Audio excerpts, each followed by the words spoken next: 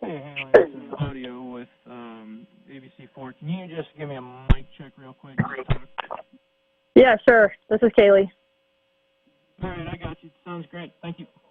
You bet.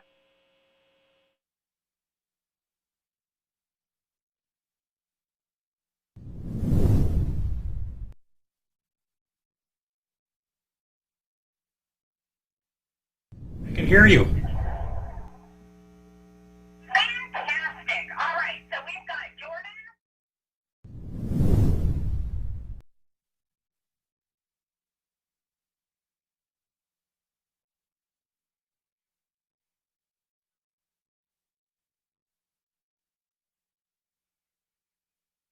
My computer, I didn't evacuate with headphones. No. No, that's fine. All right, thank you. Okay, so is the audio, I'm on speakerphone and Zoom video, is that correct? Yes. Okay.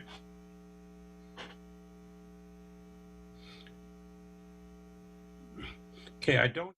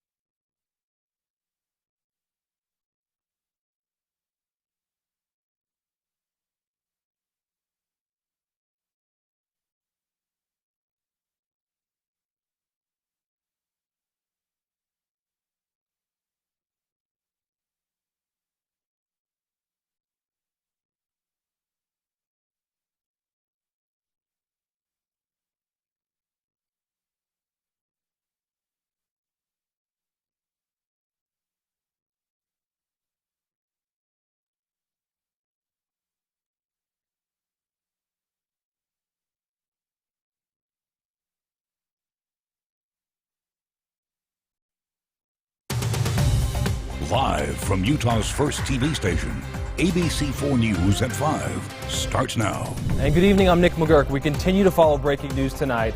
A rapidly growing fire up Parleys Canyon. Nearly 8,000 homes evacuated right now because of this fire.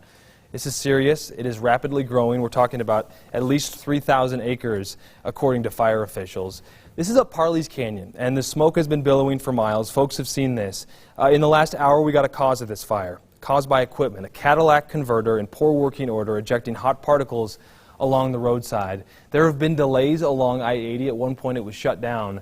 So many striking images from today, and we do have crews on the ground. Our Jordan Burroughs joining us. Jordan, you heard the way that I set this up. Take it from there. What do we know? What are you seeing? Absolutely, Nick. I mean, we're right by this UDOT station, but the fire has actually been contained pretty well so far. We're going to get a zoom in here so you can see where we're at. But earlier today, if you were with us watching our cut-in around 3:45 in this afternoon, this fire is getting contained as fast as they can with local, state, and federal resources. Nick, like you mentioned, we figured out that cause. A catalytic converter causing the fire, more than 2,000 acres burning. And it could be more, could be less at this point. At my last update so far, they said it was more than 2,000 acres of burning so far up in Parleys Canyon. Traffic is still moving pretty slow. It's pretty standstill right now. It would take about 40 to 45 minutes to get through I-80 here. They have so many resources, so many flights and planes and what they can to get over this and drop any sort of retardant that they can to get over this fire. Here on I-80 up Parleys Canyon, mile marker 137. Multiple ground and air resources have been responding. We also did talk to several witnesses that were actually off. We were for our last live shot. I was asking them, you know, what did you see? What have you experienced? We actually talked to this woman from New York, another woman from Chicago. They both said this is one of the craziest fires that they've ever seen, but they also said that they're happy with the response here from Utah. So far, you know, knock on wood, the wildfire season hasn't been so bad, but this, obviously, it looks pretty brutal right now, but just a couple hours ago, the scene was so much worse up here up Parleys Canyon. Of course, Nick, like you mentioned, we'll be monitoring this throughout the evening. We'll be live again at 10 o'clock and online at abc4.com. And as any pictures and videos come in, you'll see those online as well. Reporting live on I-80, Jordan Burroughs, ABC4 News. Okay, thanks, Jordan. That catalytic converter, just a sign of how dry it is out there. We have this information from our U.S. Senator Mitt Romney, tweeting, as this devastating fire spreads rapidly through Parleys Canyon, I encourage Utahns to stay safe, avoid the area to allow fire personnel access. Praying for the safety of these first responders and for the residents in the area as they evacuate. This is very much a developing story. Kaylee Yardley is a public information officer for this fire. Kaylee, I don't know if you're on the phone here, but can you give us a sense of what we know right now? Yeah, hey, this is Kaylee. You know, it's just like what you guys have said. About an hour ago, it was around 2,000 acres, they guess. They're looking at it now, about 2,500 to possibly 3,000 acres, and it's still growing rapidly. You know, we've been very fortunate that we've had the resources available to help us. You know, air resources are great. It's a great opportunity for these guys to get in here and do some work, and hopefully we'll get it stopped sooner than later. So you have the evacuation center that's now moved to Park City High School. I imagine that's bigger than Ecker Hill Middle School where it was before. 6,000 to 8,000 homes evacuated. I mean, this is pretty serious. Jordan, though, mentioning that it doesn't seem as smoky by him. So can you help me understand what's going on? Yeah, you know, I'm not there live on scene. However, you know, based off of the information that I've been given, you know, we want to make sure that the public's safe. Not only that, as well as our firefighters. That's a huge, you know, area. We have people right there within our area where the fire is coming. You know, firefighter safety and the public safety is number one for us. So yeah, you know, the smoke, that sort of thing, it is definitely an impact, especially for folks that are more susceptible to, you know, to the breathing issues. And so hopefully it's like I said, I'm hoping that the air resources are doing some great work and getting it wrapped up before, you know, too long. Yes, we have Summit Park evacuated, Pine Brook, Lambs Canyon, and Mill Creek, some 6,000 to 8,000 homes. What's your message to folks in that community, in those areas right now? I know a lot of folks don't always want to evacuate, but are these all mandatory evacuations? And what's your message to the locals there? Yeah, honestly, it is a scary thing. I try to push the Ready Set Go program within our areas across the state. And those are just some things to prepare for evacuations. And unfortunately, you don't have a lot of time when things like this happen. But rest assured, if we get this thing wrapped up, these guys can go back in their homes sooner than later. One thing, like I said, just try to stay safe. Be aware. The officials have asked, for evacuation. So please follow and obey, what our local government officials, fire law, all of your enforcement folks. Please follow what their guidance is. If they ask you not to be in the area, please avoid it. Stay safe. And like I said, it's not only for you, it's for the firefighters as well. Well, we're really hoping for everyone to be safe and for these homes to be safe. Kaylee Yardley, public information on the fire. We do appreciate you. We know you are incredibly busy. We were just speaking about evacuations. So many people, right? 6,000 to 8,000 homes. One of them is our own Craig Worth, one of the evacuees. Craig, we hope you're safe. Tell us what this was like today. It was very orderly. When you see fire and you live on a mountain, you think about fire. The public information people, the sheriff, the Park City Fire Department, sent around notices, sent Twitter, sent some feeds to us, and then we got the kind of like the emergency broadcast system that said, first of all, sheriff is recommending evacuations, and then about an hour later, mandatory evacuations. It was all done orderly. Our officials, our firefighters, all the first responders, we just can't say enough good things about them. But it's really kind of scary when you get that word evacuate and you start thinking, what should I take? I took a chocolate chip cookie and my 2 dogs. Oh. Not in that order, the dogs first, because you think and my computer. But you think, what is it that's very important to you? And of course, it's your family. In my case, that's 2 dogs. Well, you can't forget the chocolate chip cookies.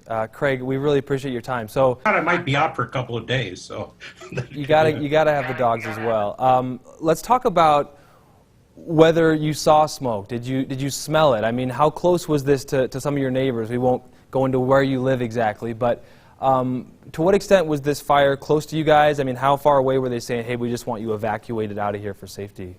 It definitely is close, and you see these news pictures. You and I see them every day as we do the news, where your house is here and the flames are behind it. That's where we are, and we saw that, and it's very scary. It's very compelling. The force of the fire, to see the sky turn orange, is something. And yes, I definitely saw flames. I definitely saw smoke. And then I got out and came down I-80. I'm at a family member's house in Salt Lake City, very safe. But as you drove by and saw the workers, and on this hot day, can you imagine what they were going through as they were trying to put it out? The winds kicked up. That's always a little bit scary. But again, I had the easy part. It's the first responders who today I hope are all thinking about. An extremely rapidly moving fire. Craig, I have one more question for you. You've been in the news business for decades. You talk to people during the worst day of their lives. They say, I never thought this would happen to me. Now it's happening to you. And I heard that I had to evacuate. What do I bring? What was that like? Well, again, today, unlike the earlier days, and you talk about all the years that I've been in TV, we didn't have those resources of the internet, of the evacuations that came in on our phones, and we received phone calls, we received emergency messages. It makes it a lot better than, I think, when we look back 20 years, 30 years ago, when you just didn't know what was happening. And then I've been watching television.